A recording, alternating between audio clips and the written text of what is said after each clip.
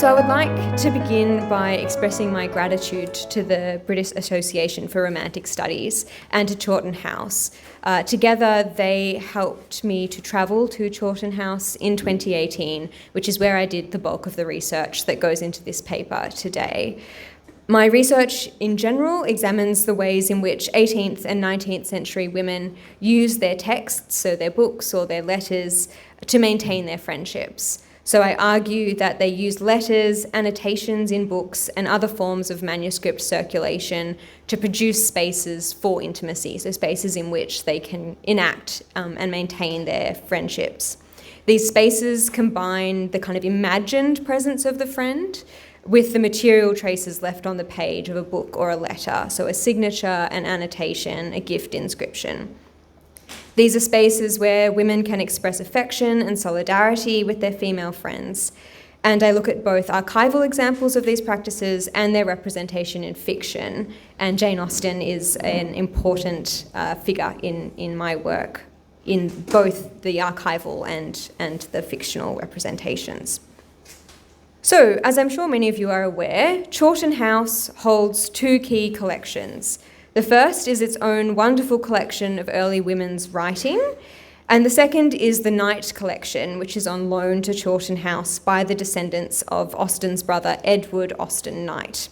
The Knight collection holds what remains, which is a substantial portion, of the Knight family library that Edward inherited from his adoptive family, and which has been supplemented by subsequent generations of Knights. In August 2018, I travelled to Chawton to examine the inscriptions of two of Austen's nieces left in books in these collections. I was inspired in part by the opening of Persuasion, in which Sir Walter's annotations in his copy of the Baronetage provide him with a sense of consolation, but ultimately fail to do the same for his eldest and unmarried daughter. I wanted to see what annotations and inscriptions looked like for Austen's similarly unmarried nieces and how we might understand them today. So, speaking of, these are 3 volumes of a Baronetage. The first 2 are from 1804 and are annotated, and we are believed to be what inspired this scene in Persuasion. And the second is a different edition of the same Baronetage, 1806. So these are 3 of the volumes I looked at whilst I was there. So for today, I want to start by taking a brief look at how and why intimacy and consolation fails in the famous opening to Persuasion, before turning to a discussion of the books of Marianne Knight. In Marianne's books, we will see that while Sir Walter's annotations fail to provide consolation for Elizabeth because they do not make space for her, Austen's nieces successfully use their annotations to forge and record relationships between female family members and to carve out space for themselves within the family library. The opening to Austen's Persuasion is perhaps the most famous fictional representation of annotation in the Georgian era. The heroine's father, the vain and financially troubled Sir Walter, is introduced to the reader through his reading of the Baronetage. A Baronetage is a published list of all the baronets in the United Kingdom. Each family has an entry which details their history and the marriages and often the children of each baronet to the date of publication. The Knight collection, as I've mentioned, has at least 2 of these books, and this 1804 edition is believed to have inspired the scene in Persuasion. So this is a very heavily annotated entry for the Goodnestone of Kent, which is Edward's wife's family. So we can see here Elizabeth, who is annotated as marrying Edward, and Louisa Bridges, who will come up later in the talk. Louisa, born August 1777. And down here in the annotations, we have all of Edward and Elizabeth's children, including 7th Marianne. This is the Marianne we'll be discussing today. So Sir Walter's annotations in his baronetage engage with its representation of a community structured by familial and aristocratic inheritance, and work to affirm its narratives. They reinforce the status quo through their allegiance to the patrilineal lines of inheritance and authority that the baronetage represents. As Austen tells the reader, Sir Walter's annotations are focused on, quote, his own history and lineage, in order to serve and soothe the vanity that is, quote, the beginning and end of his character. His daughters are important only insofar as their marriages might extend his own importance. Here's how Austen describes Sir Walter's annotations. Eliot of Kellynch Hall. Walter Eliot, born March 1st, 1760, married July 15, 1784, Elizabeth, daughter of James Stevenson, of South Park in the county of Gloucester, by which lady, who died 1800, he has issue, Elizabeth, born the 1st, 1785, Anne, etc., etc.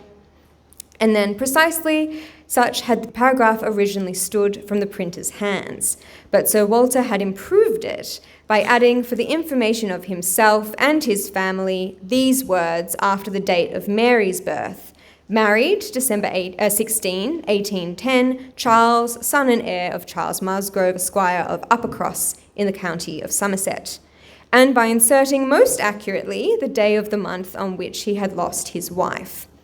Then followed the history and rise of the ancient and respectable family in the usual terms, with all the Marys and Elizabeths they had married, forming altogether 2 handsome duodecimo pages, concluding with the arms and motto, principal seat, Kellynch Hall, in the county of Somerset, and Sir Walter's handwriting again in this finale: heir presumptive, William Walter Eliot, Esquire, great-grandson of the second Sir Walter. So here, Sir Walter's annotations continue the work of the printed baronetage, which places his family name and history within the social structures of wealth and landed property. Sir Walter's reading produces comfort and consolation because the entry repeats the narrative of his history as part of a story of aristocratic wealth and power. As John Picolis has argued, the baronetage is, quote, a mirror to Sir Walter's vanity, as comforting as a fireside tale and quite as often retold. This entry tells the story as Sir Walter wishes to see it. However, Sir Walter is not the only character who we see reading the baronetage, and for other readers, like his daughter Elizabeth, his annotations emphasize the absences and limitations of this view of society and history. Sir Walter's annotations foreground absences in the printed text that are of both personal and community significance. This is perhaps most evident in the finale, which extends the family line to include the heir presumptive. This annotation looks forward, seeking to extend what Picolis has called the baronetage's backwards and fixed and known location, a perspective which knows only before monolithic and monothematic. By gesturing forwards to Mr. William Eliot, the annotation draws this monolithic ethos of the baronetage beyond this fixed and known present and into the future. This finale also does what Sir Walter is unable to do in actuality when he attempts to take Mr. Eliot so publicly by the hand. By placing Mr. Eliot at the end of the line of Eliots, Sir Walter rehearses his position as patriarch, incorporating his heir into this family and perhaps providing some consolation for the loss of his stillborn son. This extension thus looks to the future in an attempt to maintain the community and the Eliots' position within it. It works to induct their heir into the family by giving him his own position on the page and in the line of succession. So far, then, Sir Walter's annotations do not necessarily fail to produce a space for that community. They register personal affection for his deceased wife, some pride in the marriage of his daughter Mary, in contrast to all the Marys and Elizabeths that have come before. And they work to extend his personal relationship with his heir. Sir Walter's friends and family, then, might share his affective response of consolation to this construction of their community if they see themselves as securely positioned within it. Mr. Eliot as heir, for example, might be comforted by this inclusion, as it implies that Sir Walter does not intend to remarry and produce another heir, which is a complication Mr. Eliot spends much of persuasion attempting to thwart. Similarly, in the annotation that records her marriage, Mary Musgrove might enjoy seeing the provision of a place for her in this book of books, despite the fact that the Musgrove family are not titled and would not otherwise have appeared in the baronetage. However, for those who do not have a secure position within these lines of inheritance, rather than improving the printed text, this combination of printed material and manuscript annotation only represents more forcefully their marginal position within, or indeed displacement from, this community. Elizabeth Elliot is the only other character introduced through and shown engaging with the baronetage. Here's how she responds to it. She was fully satisfied of being still quite as handsome as ever, but she felt her approach to the years of danger, and would have rejoiced to be certain of being properly solicited by baronet blood within the next 12 months or so. Then might she again take up the book of books with as much enjoyment as in her early youth, but now she liked it not, always to be presented with the date of her own birth, and see no marriage follow but that of a youngest sister, made the book an evil, and more than once when her father had left it open on the table near her, she had closed it with averted eyes and pushed it away. She had had a disappointment, moreover, which the book, and especially the history of her own family, must ever present the remembrance of. The heir presumptive, the very William Walter Elliot Esquire, whose rights had been so generously supported by her father, had disappointed her. In this passage, Austen frames Elizabeth's consciousness of her social precarity and the years of danger through her reading of the baronetage, both its printed and handwritten contents. Sir Walter leaves the book out for Elizabeth, perhaps hoping to elicit the same emotions of admiration and respect, pity and contempt as he feels. But instead, Elizabeth's position, as represented in this book, elicits feelings of unease. Her name appears between the notice of the death of her mother and the mention of her sister Anne, who is treated as a confirmed spinster. The passage moves between printed and handwritten content, demonstrating the ways in which both the book's marking of history, the date of her birth, and her father's continuation of that history, the marriage of a younger sister, work together to produce her uneasiness. In repeating in this passage the full title and name of William Walter Elliot Esquire, Austen quotes directly Sir Walter's annotations as Elizabeth reflects on the book. Again, the inclusion of his heir presumptive in the annotations reflects the way Sir Walter has so generously supported Mr. Elliot's rights. However, for Elizabeth, this does not offer consolation and reassurance in the continuation of the family, but rather adds salt to the wound of her precarity. In contrast to Sir Walter and indeed Mr. Elliot's relatively secure position in these lines of inheritance and descent, Elizabeth's reaction demonstrates her insecure and dependent position within this narrative of history. In her desire to be properly solicited by baronet blood, Elizabeth wishes desperately to find a secure place for herself in this patrilineal community. The book is her father's to annotate, not hers, and she is limited by this structure of inheritance from finding her own space within the text. Her acknowledgement that the book and the annotations are a source of pain rather than comfort admits the increasingly likely possibility that her place on the page will not change, she will not appear on any other page, and her father will have no new information to add to her name. Elizabeth Elliot is not often considered among the ranks of Austen's famous unmarried women, and this is perhaps because she does not exhibit what Neubauer has called, quote, the unappreciated usefulness which characterises the treatment of Anne in her duties as a spinster in this novel. As the mistress of the Elliot household, Elizabeth's experiences and duties are perhaps more akin to Emma Woodhouse's than those of her sister, Anne Elliot.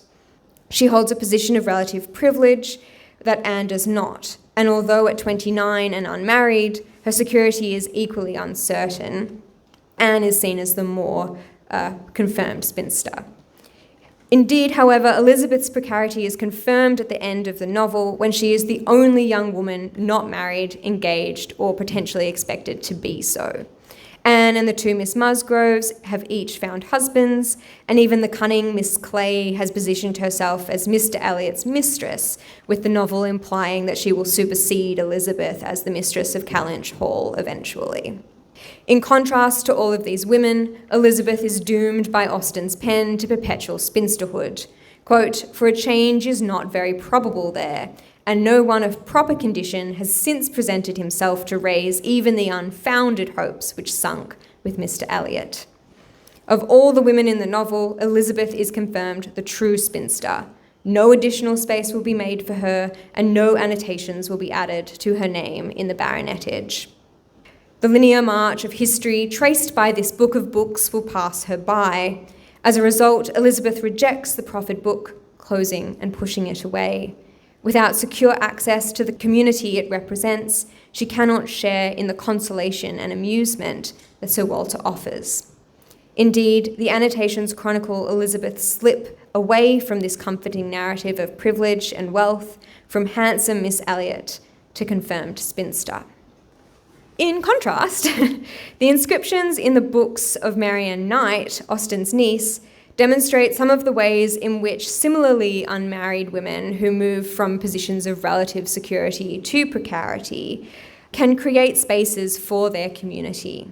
So they use their books to create these spaces and solidarity, pushing against a kind of linear, vertical account of history that the baronetage represents, and in which status moves from father to eldest son.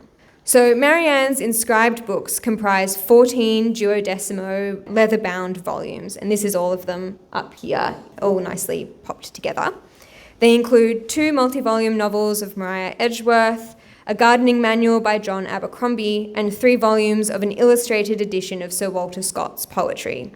While these texts do not appear to have been shelved together in the Knight family library, they are formed into a kind of collection by the presence of Marianne's bold, uniform signature in their flyleaves and the inside front covers. Marianne's signature appears in isolation in only one of these 14 volumes. That's the Abercrombie's Practical Gardener. In the other 13, the names of other people and places sit alongside hers. And this begs the question of Marianne's relationship with these other readers and these other reading communities. Unlike Sir Walter's annotations, Marianne's inscriptions balance, on the one hand, her personal claims of ownership over the texts and their textual space, and on the other hand, 2 communities through which the texts circulate: the Edward Austen-Knight and his male heirs, and secondly, the unmarried women of the Knight family. My argument is that Marianne uses the spatial qualities of her inscriptions, that is, where she positions them on their page, their relationships to other material within the book, to push back against the inheritance structure of this family library, and to create a space in which to locate and express her relationship to her family's seat, and to other unmarried women within the family. So I'm sure everyone here is well versed in the Austen family, but just in case, like me, you get confused between all the different people, here is our connection. So this is Edward up here, marries Elizabeth Bridges, and we get all of the Knight children. So Marianne in the red circle, and then Louisa, who we'll hear from a little bit later as well, is her younger sister. Jane is up there in the blue. So in 1779, Thomas Knight, a distant cousin of Jane Austen's father, the Reverend George Austen, visited the Reverend at his home in Steventon. The couple was so enamoured by George Austen's 3rd son, Edward, that they brought him with them as they continued what was their kind of marriage journey. They'd just gotten married and they were kind of doing a tour of relatives. A few years later, the Knights requested that Edward visit them at their estate in Godmersham, until, as his brother Henry has recalled, quote, "By degrees it came to be understood in the family that Edward was selected from amongst themselves as the adopted son and heir of Mr. Knight." Thus, when Thomas Knight died in 1794, Edward Austen inherited his property, including the estates at Godmersham Park and Chawton House in Hampshire. 3 years after the death of her husband, Mrs. Knight, who had been left a life interest in Godmersham Park, decamps. She retires to a cottage in Canterbury and allows Edward Austen and his family to move to Godmersham. Finally, in 1812, when she dies, Edward Austen and his family take on the name of Knight. So we get Edward Austen Knight, and that completes the inheritance structure. Marianne Knight was the 7th of Edward Austen Knight's children and the 3rd to be born at Godmersham Park.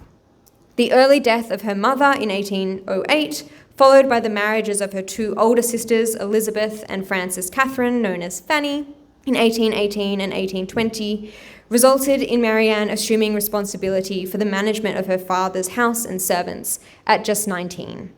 She remains in this role until she is 51. At this point, her eldest brother, Edward Knight Jr., decides to let Godmersham Park. Her father had died in November the year before, and her brother, upon inheriting the estates, decides to continue living in Chawton House, which is where he had been with his family, rather than Godmersham. And he wants vacant possession of Godmersham Park, so he wants to be able to let it out. So all the siblings still at Godmersham Park need to up and move. So throughout her tenure as mistress of Godmersham Park, the library must have seemed almost as much under Marianne's jurisdiction as other household concerns. Nonetheless, her status as a daughter and not an heir made this management a kind of stewardship. Unable to inherit or fully lay claim to the house which she ran, Marianne's relationship to her home and the library within it was made fraught by intersecting ties of duty, affection, and her social precarity, to which her inscriptions bear evidence. As a material and textual object, Marianne's inscriptions are fundamentally engaged in negotiations of space and locality. Thus, while her social position within the household as an unmarried daughter is precarious, the inscriptions provide her with a relatively stable material space in which to position herself against or alongside her community. Here's a little bit of theory. Lauren Ballant, in an introduction to a collection of essays on intimacy, argues that desire for intimacy that bypass the couple or the life narrative it generates have no alternative plots, let alone few laws and stable spaces of culture in which to clarify and cultivate them. As a result, she asks, quote, "What happens to the energy of attachment when it has no designated place?" So while friendships between female family members were highly valued in the conduct literature of this time, unmarried women remained bereft of social institutions through which to codify and enforce their rights to these relationships, and indeed to a proximity. Women were largely dependent on the goodwill of their male relatives for a home, and the lack of a stable physical place in which unmarried women could collectively gather or express their solidarity and affection pushes, to use Ballant's phrase, this energy of attachment to create other spaces.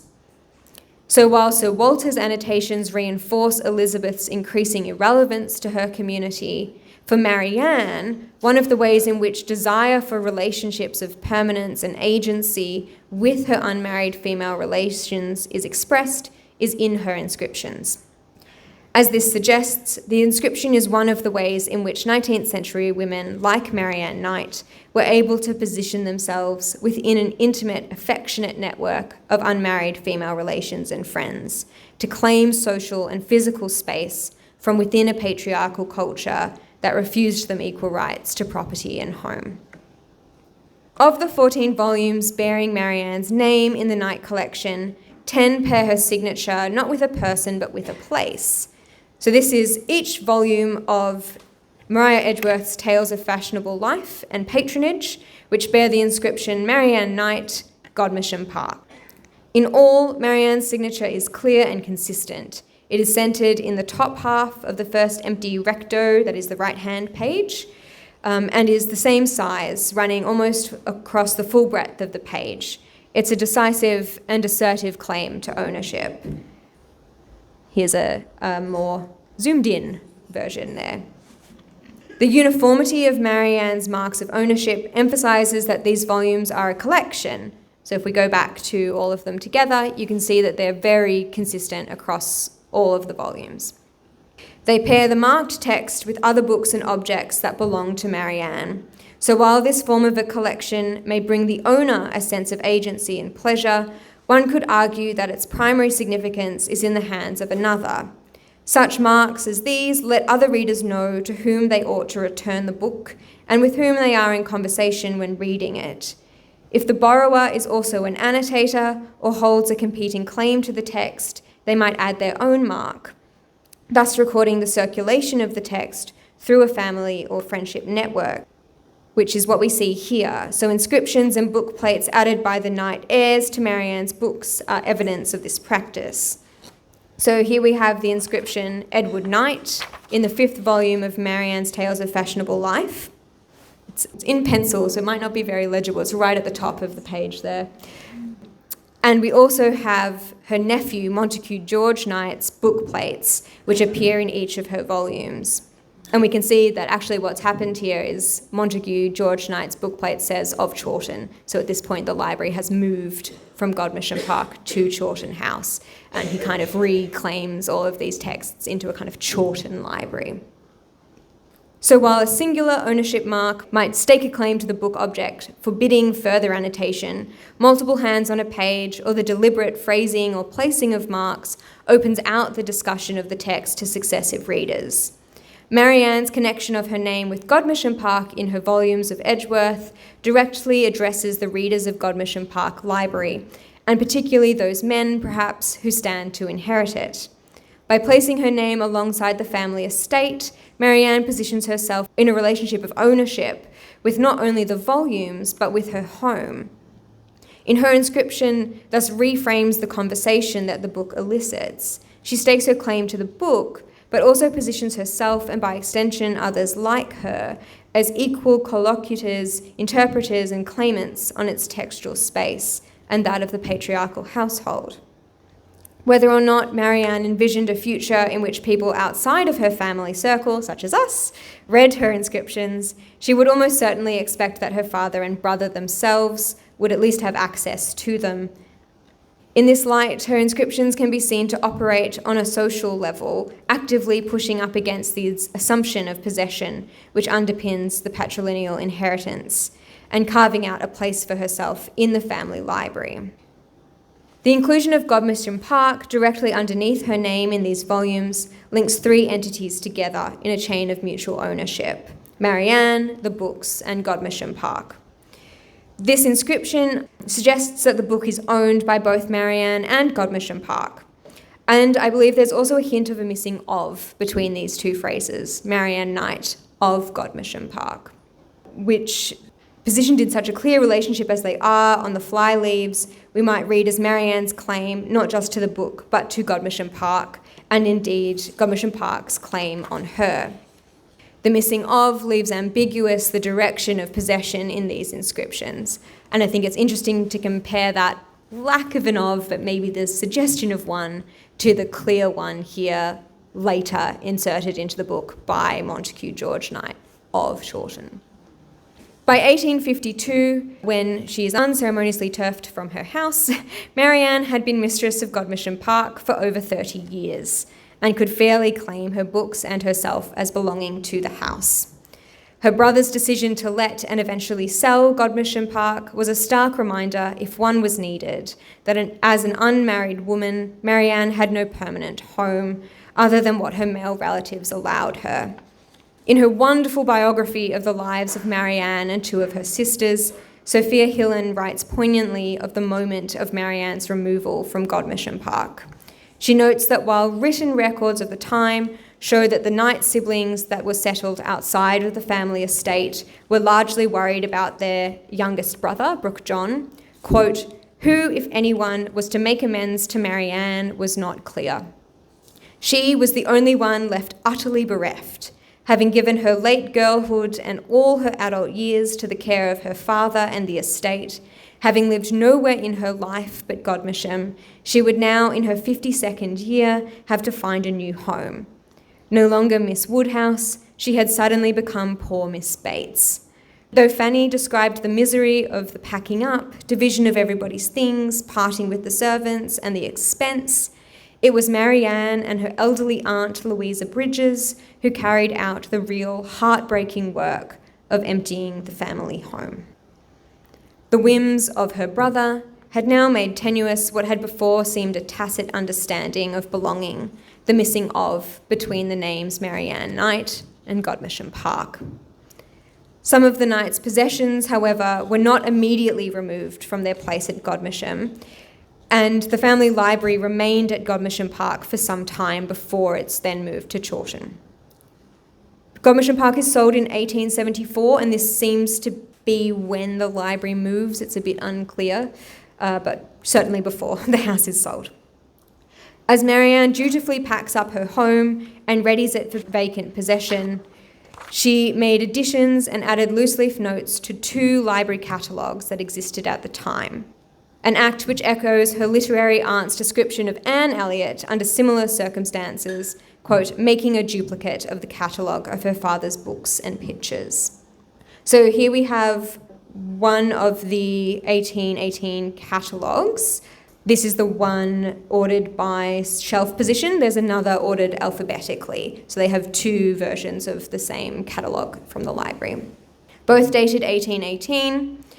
The one ordered by shelf position is particularly useful because it enables us to see not only which books were available likely to Austen in her lifetime, but also where they were in the library, which means some wonderful people at Chawton House have created a website where you can kind of go in and click around as if you are in the library and kind of click on the books on the shelves where they would have been. It's a really, really wonderful resource for us today. However, for Marianne Knight, perhaps not so much. In the winter of 1852 to 53, these catalogues were a clear representation of who could lay claim to the books in the library. Inside the catalogues, which lists each book by position, 3 loose sheets of paper dated 14th of January 1853 have been added by Marianne as she and her maternal aunt, Louisa Bridges, organised the household items. And here we have one of them. Written in Marianne's confident, capable hand, they detailed the location of books no longer in their rightful place on the library shelves. Among them are Marianne's inscribed copies of Edgeworth. They are listed on a sheet of paper titled Books Belonging to the Library Catalogue, now in the drawing room. As well as the copy of Edgeworth, this list includes 1 copy of each of Austen's major works, a Bible and a Book of Common Prayer. The Bible and the Book of Common Prayer do not seem to be extant, but the Austen House Library, so not Chawton House, but the house that Austen lived in, has the works, the 6 of her works that are there. They do not have Marianne's inscription in them. This note makes clear that when Marianne left Godmersham Park, her copies of Edgeworth did not go with her. Books, inscriber, and library were all now separated from each other. Gillian Dow regards this note as a protest at the separation. She writes, I cannot now read it otherwise than to say this is a message for an elder brother, Edward, who had behaved far less magnanimously to his unmarried sister than his father, another Edward, behaved to his sisters, Jane and Cassandra. To my mind, the uniformity of Marianne's inscription in her volumes of Edgeworth stages a continuation of this protest. Marianne links her name to Godmersham Park in a personal claim to possession which pushes back against her dispossession and carves out a textual space for herself. Both of Marianne's phrases are in dark ink, strongly underlined, forcing further inscription to the margins or the bottom of the page. And as we saw earlier, that other inscription has to be right up the top in very faint pen. The book plates are on the other page on top of the marbled flyleaf. They can't be on this page as well. She's taken up too much space. Good for her. The inscriptions are not dated, and therefore an accurate assessment of when they were written is not possible.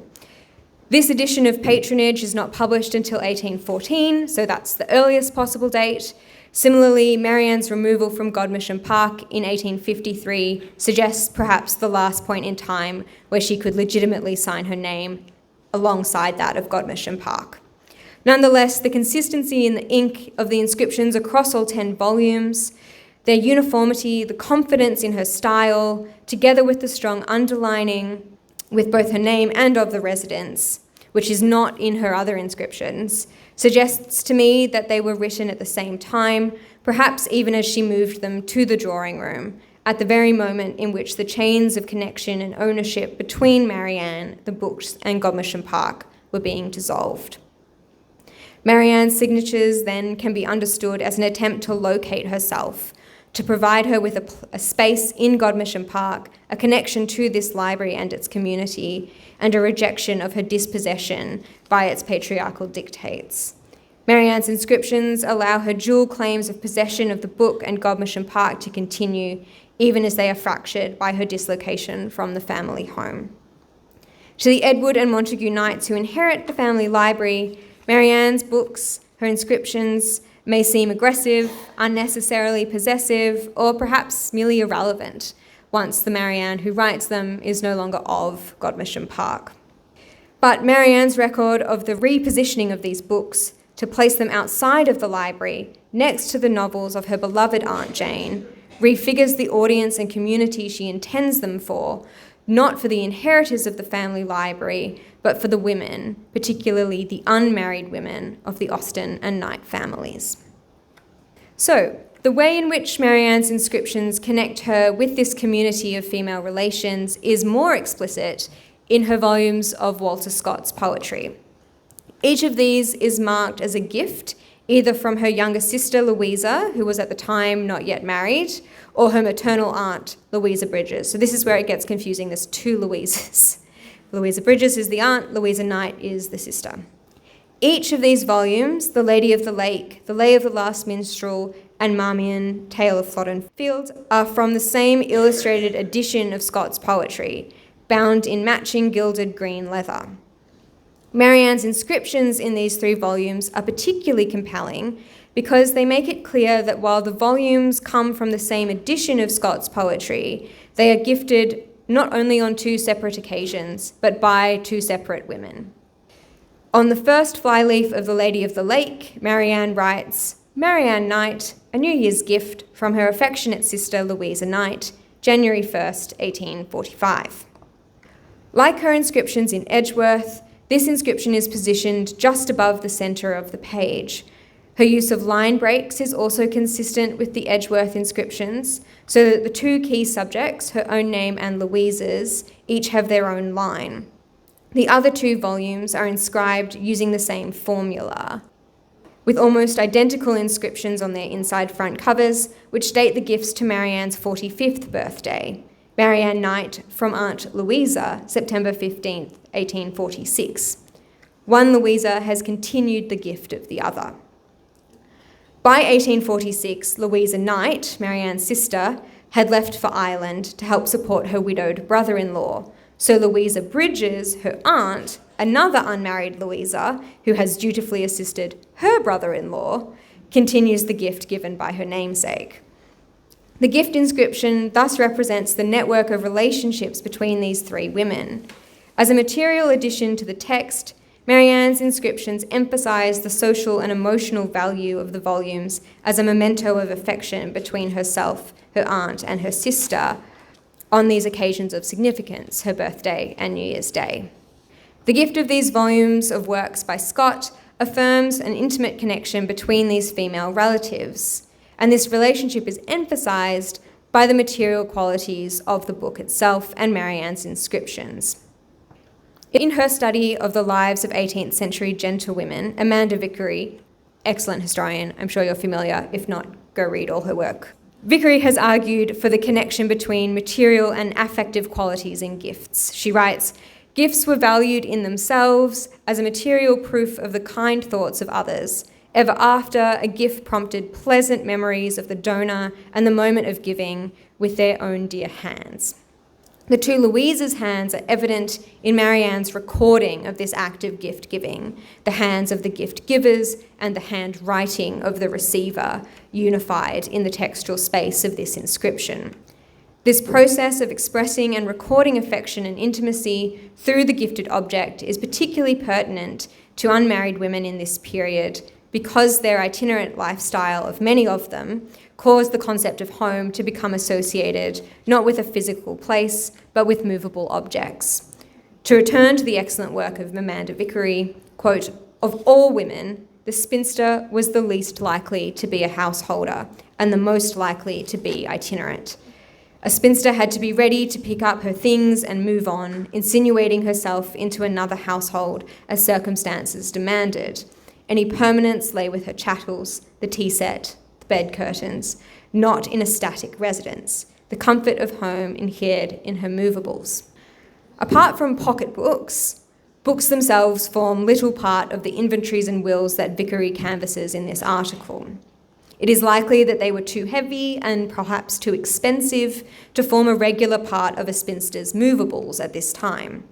However, gift inscriptions present in the Knight collection demonstrate that throughout the 19th and 20th century, books were, if not a frequent, then a significant gift given between unmarried women within the Knight family. Marianne's gift inscriptions create a textual home for her community, often marginal to accounts of inheritance and property circulation in the movable book object. Gift and inscriptions, like those in Marianne's volumes of Scott, are made significant by the shared experience of dependence and precarity among unmarried women.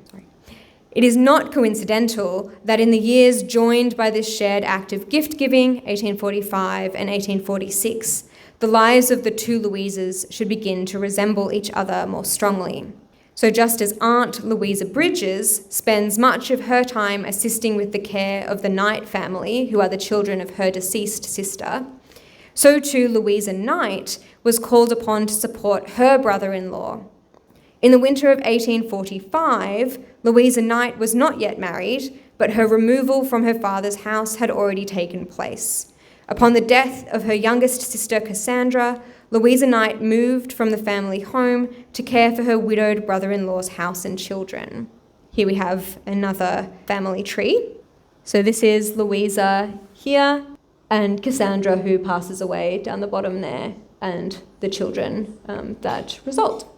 When she gives a copy of Scott's Lay of the Lake to Marianne, Louisa Knight has been caring for Lord George Hill's children for almost 3 years, so far largely in Kent, in close proximity to her family. However, it was understood that when Lord George returned with his family to his estate in Ireland later that year, that she would go with them.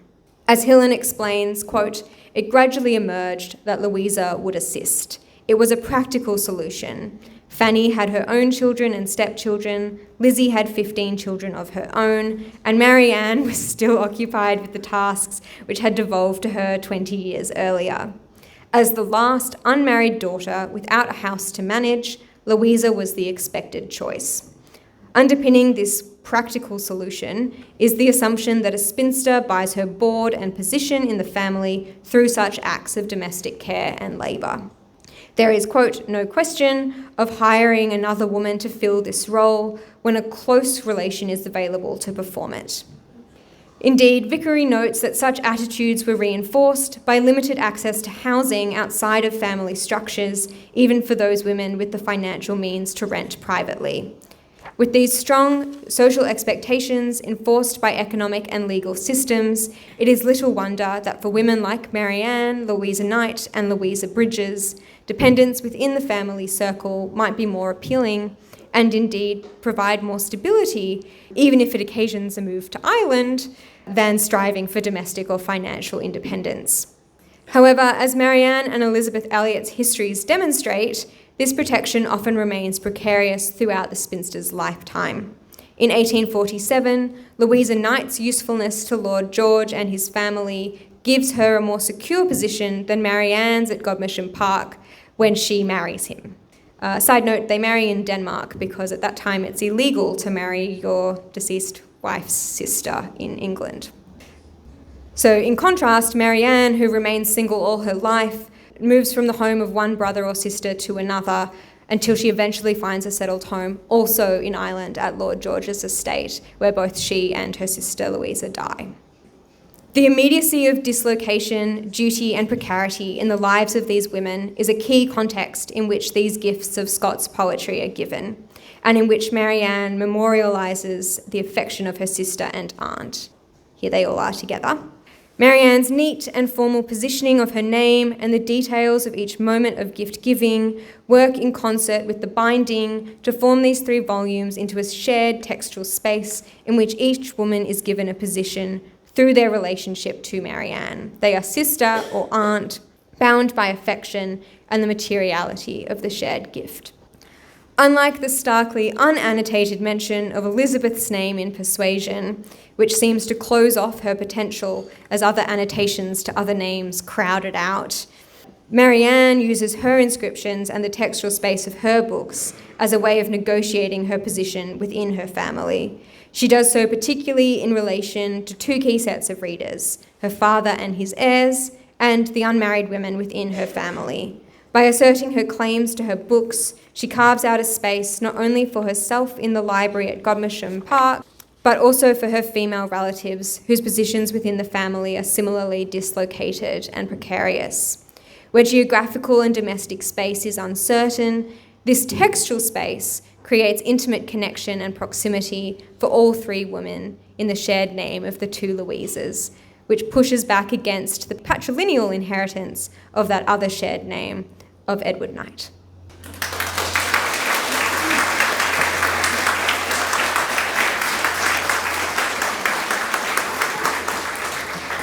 That was really fascinating. Thank you so much. I had no idea about the inscriptions in those books. So, Francesca, I'm left wondering, in this day and age it's so easy for people to get info on the internet, but when they created the baronetage, how on earth did they get information about, Sir so-and-so in Yorkshire or Sir so-and-so in Kent, and which children he'd had and what were their birthdays, and how on earth did they manage that then? Yeah, it's a good question. I don't know for certain. I believe people wrote in letters, maybe? And there would be lists of which baronetages had been created, and so it would just be a matter of updating those entries each time.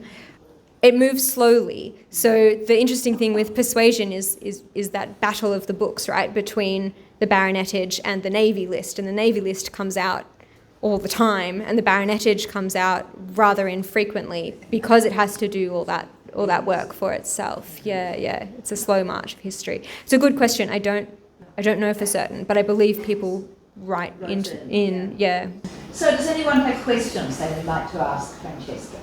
I'd like to ask, how did the books that ended up in Chawton that belonged to Marianne, how did they end up there when she died in Ireland? So they stay with the Godmersham Library. So they stay at Godmersham Park, and then when that family library moves to Chawton, they all stay together there. So that's that moment where she puts some of her Edgeworth books in the drawing room at Godmersham Park, knowing she's leaving, but the books stay there, and they appear in the library catalogue, so they're listed as part of the library, even though her names are in them, so we know that they're her books.